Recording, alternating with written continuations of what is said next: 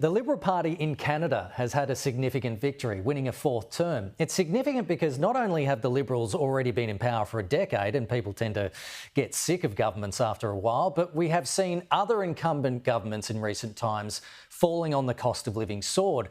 The party was 20 points behind in the polls in January, but Mark Carney has turned that all around to win. But can we draw any parallels to this election this weekend?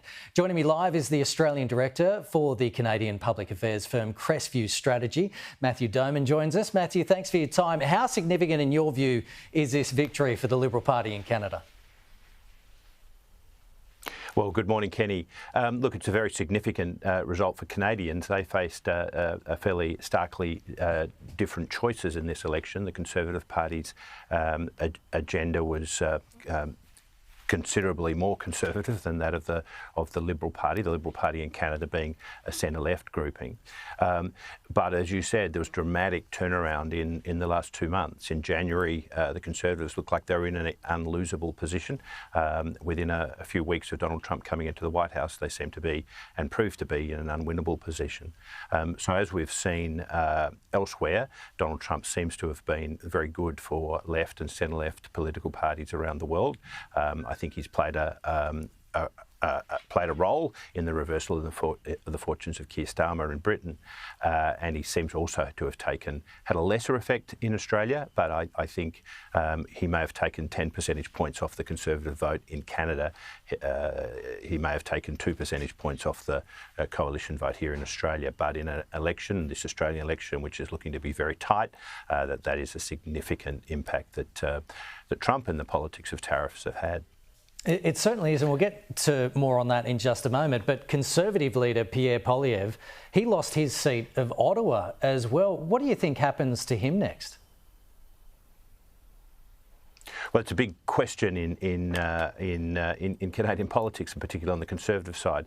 Pierre Poilievre has been really a force to be reckoned with over the last 2 years as leader. He really took it up to Justin Trudeau.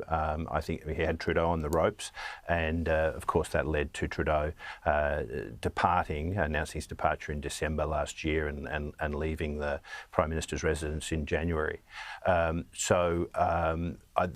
will be division. There'll be, as we may see next week in the aftermath of the Australian election, there'll be a question as to whether the Conservative side of politics is too conservative or not conservative enough. And so there'll be that discussion around Pierre Poilievre.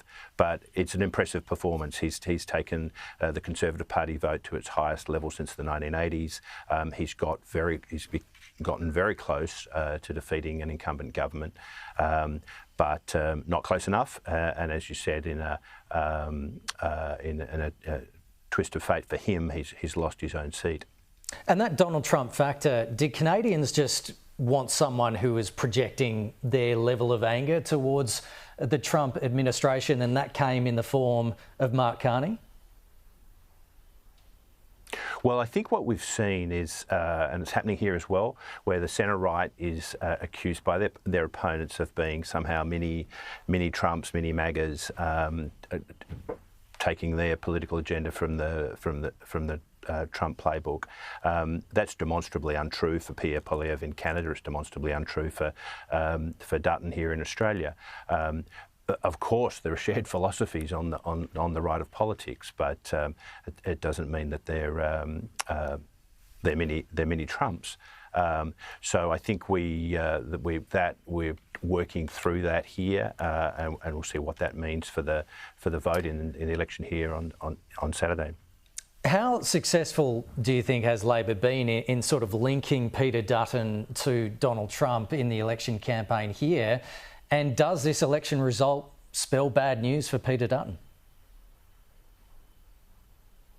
Well, it's not good news for the coalition here. Like, interestingly, this was a result that every Canadian poll predicted, and as every credible poll here at the moment seems to be predicting a defeat for Dutton and a Labor minority government here in Australia.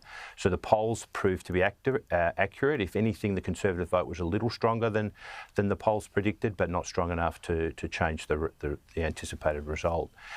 What we've seen in Australia is, some things that Dutton has done, creating a spokesperson for government efficiency, for example, has drawn comparisons to Trump and the US administration's agenda, the approach towards cutting back on the public sector employment, the work from home policy, which obviously was a fail. But in so many other ways, Australian politics are very different from the US politics, and the issues that are on Australians' mind on going into the election on Saturday, I think, are quite different. Well, certainly interesting nonetheless. Matthew Doman, appreciate your time this morning. Thanks for coming on the program.